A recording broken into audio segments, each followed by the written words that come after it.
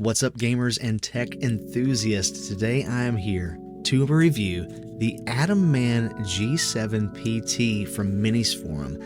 This is a mini PC that looks like it was designed by Spider-Man himself, and it is redefining what power in a small package means. And I'll go ahead and tell you, it can play a lot more than asteroids, that's for sure. So let's unpack this beast and see how it performs. The Minisforum AtomMan G7 PT does come in two configurations. You can get it bare bones, which basically means it has no RAM and no SSD, for $9.99 US, or you can get it with 32 gigabytes of RAM and a 1 terabyte SSD with Windows 11 pre-installed for $11.99. Now I went with the bare bones model and added my own SSD because I had an extra one. I did have to buy some RAM, and then I bought a Windows 11 Pro key off of, I think I bought it from Groupon actually, and it was like 12 bucks or something. And I want to say that probably the trickiest part of all of that was the Windows installation process itself. Since this comes with nothing on it, you have to actually download drivers for this device from Minisforum themselves, and that wasn't super clear when I first originally bought it. So if you get it that way, they do have a page where you can download all of the things that you need, all the drivers you need for the GPU and like your Wi-Fi and Bluetooth and Ethernet. I also had to put a Windows installer on a thumb drive and boot from the thumb drive and then install Windows that way. So if all of that sounds like a headache to you, you might just want to spend the couple hundred extra dollars and get it pre-configured with the RAM and the SSD and Windows 11, because then it's going to be ready to go right out of the box. All you're going to have to do at that point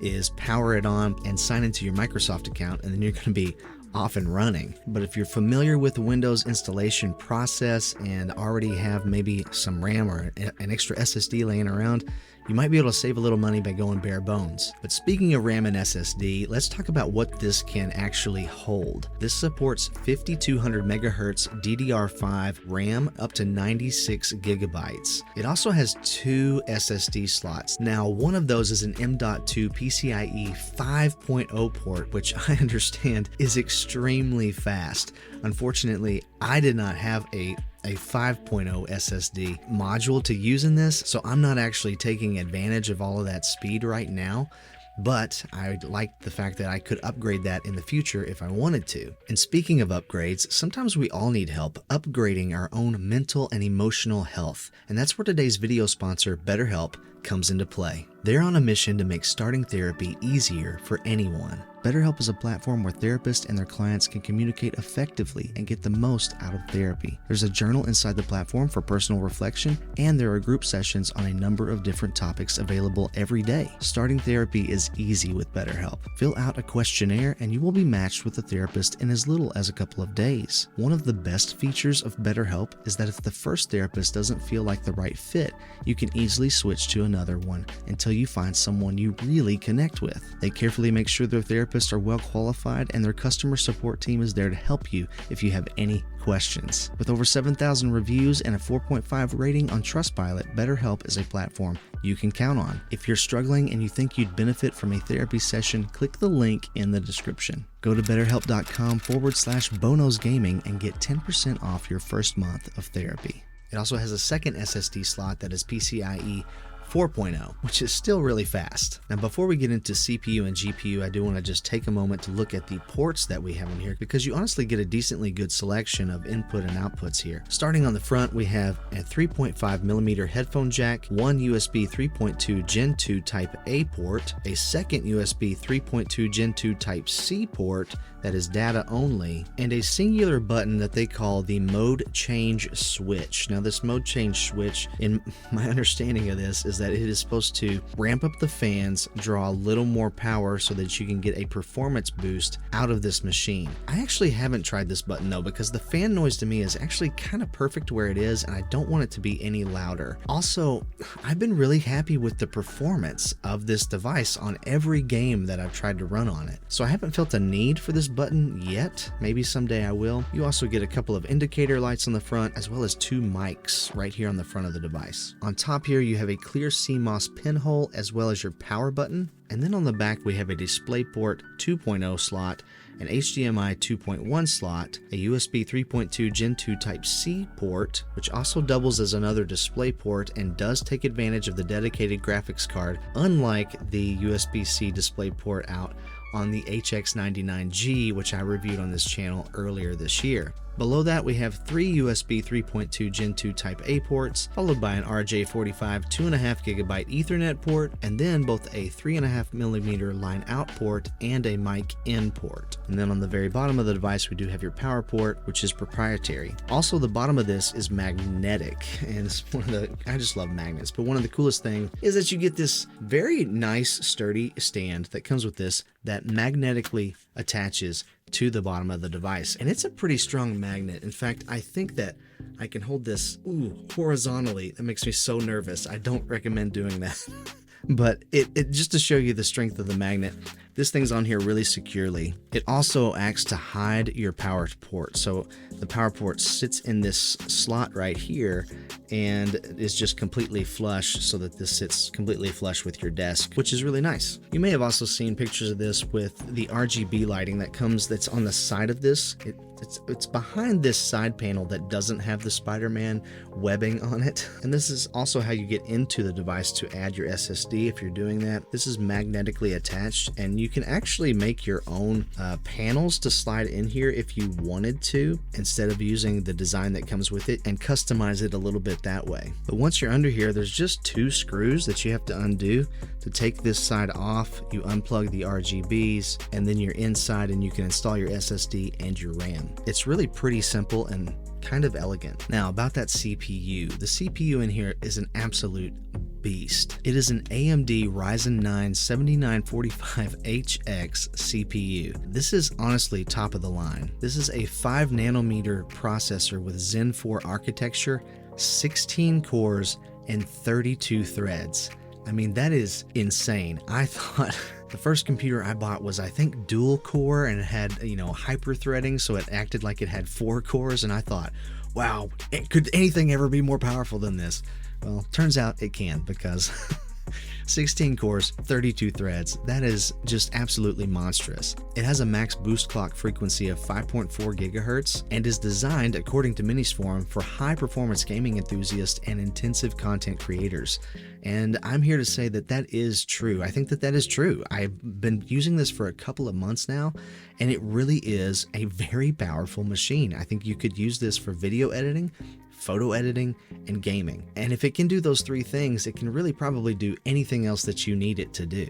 I feel like it would be an injustice to not tell you about the cooling system in this thing, because it's kind of an engineering feat. And this engineering really starts at the processor level, because this has a dual liquid gold heat dissipation. On top of that, you have an enhanced DDR SSD active heat sink, which on top of that has 8 heat pipes, split circulation, and then a double-sided 4-fan design with a 3-dimensional double air outlet structure. And all of this works together really seamlessly to keep this device not just cool, but quiet. Now, you can definitely hear the fans. I mean, there's 4 fans in here, and they're pretty much always going, but it honestly is whisper quiet. In fact, I would say it's not any louder than the clicking of your mouse or the clackety clack of your keys on your keyboard. Even when gaming, I don't really notice it. Of course, I do game usually with headphones on, but I think that's pretty common for gamers to wear headphones while they're playing. So even though the fans are noticeable, I don't see that as a drawback, because this is doing such a great job of pulling the heat away from the CPU and GPU,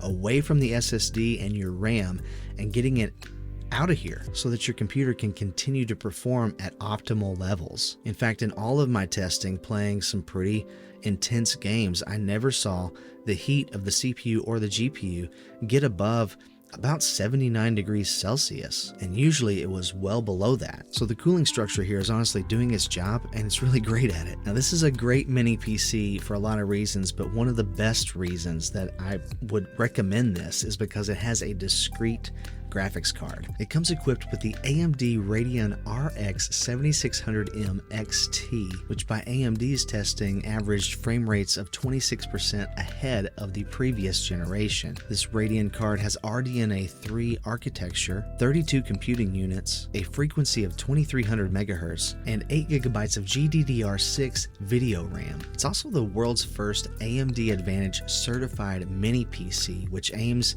at creating outstanding products centered around gamers. And you might be saying, Bo, all of that sounds fantastic, but how does this perform in the real world? Well, let's find out. You can see there how fast this boots up. It's extremely fast. It just takes a few seconds to cold boot. To give you a sense of scale here, this is a 32-inch monitor, and Captain America there is about 4 inches tall. And so you can see the mini PC over here. It's definitely on the big side of mini, but it still qualifies, I believe. And this is like my home office. This is all the space that I have. And so I need something very small while still giving me the CPU and GPU performance that I really desire. And performance is great. I have no problems whatsoever with anything loading very quickly. Things are generally very fast and just load right in. You can tell I've been researching guitars. Let's load in some YouTube here and let's try to find some 8K video. There you are, some 8K footage running really smooth, very detailed, and it just loaded right in, no problems whatsoever. Now, I don't have any video editing software on here, but with 16 cores and 32 threads and 8 gigs of dedicated VRAM, you're not going to have any problem editing videos or editing photos for content creation. And that brings us to gaming performance. And here we're playing Doom Eternal, and I tried to simplify things over here on the corner. I hope you can see this. With just FPS, and the things that I want to know are how much power are we using, what are the temperatures, and what's the frame rate. And so you can see we're running at a solid 60 frames per second here. The power draw, man, right now we're under 100 watts to run this game. I think that that's absolutely incredible that you can get this kind of performance out of something that is so power efficient. And even our temperatures, the CPU temperature at 65, the GPU temperature at 53, and the fan noise is still whisper quiet. Like if you're really sensitive to fan noise, this fan might bother you, but if I had headphones on right now, I wouldn't even be able to hear it. And the settings for this game right now, I have it running at 1440p with the overall quality set to Ultra Nightmare. Now, the one caveat there is that ray tracing is turned off, and if I turn ray tracing on, I am going to have to drop this to 1080p and probably high settings instead of Ultra Nightmare in order to get a solid 60 frames per second. So let's just go ahead and try that now. We're going to apply those changes and see what happens. Now everything is shinier, but it's also not as sharp, not as detailed. I actually prefer it the other way without ray tracing turned on, but if ray tracing is important to you, you can play with ray tracing on. You're just going to have to make some adjustments and lower that resolution. But we still are getting a solid 60 frames per second here in Doom Eternal. Again, very impressive, and really hasn't changed our GPU and CPU power draw all that much. In fact, right now it's running under 90 watts. Which is awesome. I wanted to show off a newer game. So this is Starfield, and unfortunately where I am in the game is I'm trapped inside underground at the moment, so I can't show you the outside world, but I can show you this indoor area, and it's a similar story here.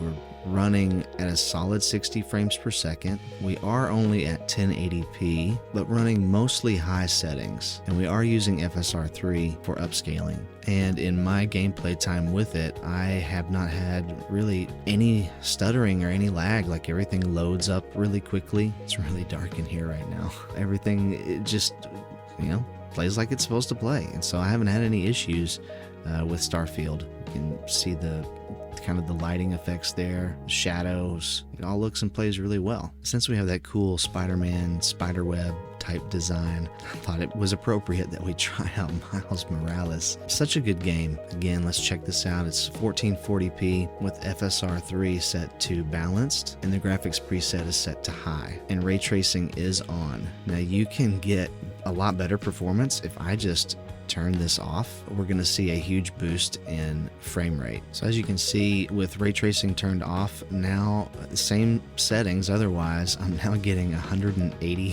frames per second. Now this does use quite a bit more power than Doom Eternal was using. So you can see there that now we're up to well over 100 watts of power on the GPU side of things. So your power draw will vary game to game, but it's still well under 200 watts, and most PCs have a power supply of a lot more than that, 500, 600, 750 watts. Now they don't use all of that all the time, but if you're in a place where you really need to be watching your power consumption, but you really like to game, this might be a much better thing to have. Maybe Fortnite's more your speed. So here I'm running Fortnite at 1440p medium settings and getting an average of around between 130 and 144 FPS, which I think makes it more than playable. It should give you a pretty solid online experience. And here we have Shadow of the Tomb Raider. This is actually running at 4K on high settings, and the readouts are going to be different here because I believe this is using AMD's generative frame rate, so it's essentially doubling the frame rate right now. But I kind of just wanted to show this because you can do some 4K gaming on this device, especially if the games you're wanting to play are a few years old. And if you can push some games at 4K, really, if you're cool with 1080p, if you're cool with 1440p, you're going to be good to go. And so here are the results. You can see at 4K high settings, we got an average frame rate of 38 frames per second. But again, FSR was doubling that frame rate to make it look even smoother. And just out of curiosity, I'm going to run this one more time at 1440p, but on highest settings, and show you the results of that as well. But all this is really confirming to me is that no matter what I throw at this machine, it's able to handle it. And not just handle it, but handle it with a low power draw and reasonable temperatures. This is Arkham Knight running at 4K with everything turned up all the way, and we're getting a very playable experience here. And if I drop this down to 1440p, there's going to be no issues whatsoever. We're going to have a very high frame rate. And now look at that. Suddenly we're way above 100 FPS, ultra smooth, mostly running above 140 frames per second, and still looking fantastic. No matter where we go, just a great playable experience. And one of the things I downloaded for free was the Black Myth Wukong benchmark tool on Steam. And so I want to show you that now because that is a very new game. Here we're running 1440p high settings. Ray tracing is turned off. And I think that you are seeing absolutely stellar performance here, well over 100 FPS, and it looks fantastic. Even passing by the creatures in the game with all their fur, we didn't drop below 100 FPS. You have all these pine trees with their little needles, still not dropping below 100 FPS. And I do want to say that this is with ray tracing off again, and if ray tracing is very important to you, then this probably isn't the machine for you. But if you could take it or leave it, this might be the exact right computer for you. The average was 117 frames per second, and very steadily, you can see across the top here, it really did not drop below 100 frames per second. In fact, the low fifth was 106 frames per second. So I'm really impressed with these results. You can also play VR titles on this machine, and I've been doing that using Steam Link with my Quest 3, but Half-Life Alyx looks absolutely fantastic, and I can show you here in the AMD performance tool that it has an excellent grade and 89.9 frames per second average. So really 90 frames per second is what I was experiencing the game at. And that's at around 3 hours of game time on this machine. This is a demo of another new game called Delta Force. In fact, I don't even think the full game is out yet. But here I'm running the game at 1440p in high settings, and I think you're going to notice a trend here. I'm running a lot of games at 1440p in high settings. But look at that FPS. I mean, that's up at almost 200 frames per second. So again, there might be a lot of people that think that, mini PCs can't game or whatever, and that's just not true. I've been continuously impressed with what some of these mini PCs can do. Yikes. And you get all this performance in a box that is smaller than an Xbox Series S. This is a true content creation and gaming mini PC. So let's weigh the pros and cons and then talk about who I think this is for. One of the pros is definitely performance. It's literally great for both work and play. I think another pro is its design. It has a very unique aesthetic to it. It also packs a lot of power and a lot of I/O into a very small footprint, and that small footprint extends to its power consumption, which really should lower your electricity bill. Now, I've thought a lot about the cons, and I do want to make sure that I mention those because it's not all perfect here. One of the things that's not a problem for me, but is really subjective, is just the noise level. Now, like I said, the fans are very quiet, but there are 4 of them, and if you just absolutely need a computer that is completely silent, this might not be the one for you because this is not completely silent. Another con for some might be the price. This is not cheap at $1,000 or $1,200 depending on which model you go with, but considering its performance to price ratio with this small footprint, I do kind of think it's worth it, especially when the next round of NVIDIA cards are rumored to cost upwards of $2,500 just for a graphics card. Sure, that performance should be amazing, but is it really worth paying 2.5 times what this cost for just your graphics card and then have to supply the rest of the computer around it? I don't know. When we're talking about those prices and with inflation, $1,000 for this performance actually might be one of the pros instead of one of the cons, but if you're looking for something cheaper than that, this might not be for you either. I just want to emphasize that even though the price might kind of give some people sticker shock for a mini PC, you do get what you pay for in performance. And then the only other con that I really see here is that you are stuck with what you have. With a traditional desktop, you may be able to pull out certain components like your GPU and upgrade it to something beefier down the line. So once you have this, the only things that are upgradable are the RAM and the SSD. And while that's nice, the performance that you're getting out of this is going to be stuck here. So when this CPU and GPU become obsolete down the road, you're going to have to replace the entire computer, not just those components. That being said, I think this should be usable for most people for the next 3 to 5 years, at which point you might be ready to replace your entire computer anyway. But I do think all of that is worth considering. And so who is this thing for? Well, you've seen my desk setup in this video, and you can see that I don't have a lot of space. And so I needed something that would fit in a small space, but give me the kind of performance that I needed. And so I do think that this is for people like me who might just be limited on desk space or workspace. I think it's also for gamers who are looking for a high performance setup in a small footprint, as well as content creators needing powerful CPU and GPU for editing and rendering. I think it could also be for just tech enthusiasts in general who appreciate compact, high performance machines. If you're after silence or the lowest price, this might not be for you, but for raw power in a mini form, this is hard to beat. That's the AtomMan G7 PT by Minisforum. This thing is a petite powerhouse for people who want to work and play without compromise. And if you're interested, you can help support the channel at no added cost to you by using the affiliate links in the description and picking one of these up for yourself. Thanks for watching, liking, subscribing, and all that jazz. Stay kind and encouraging out there, and I'll catch you on the flippity flip.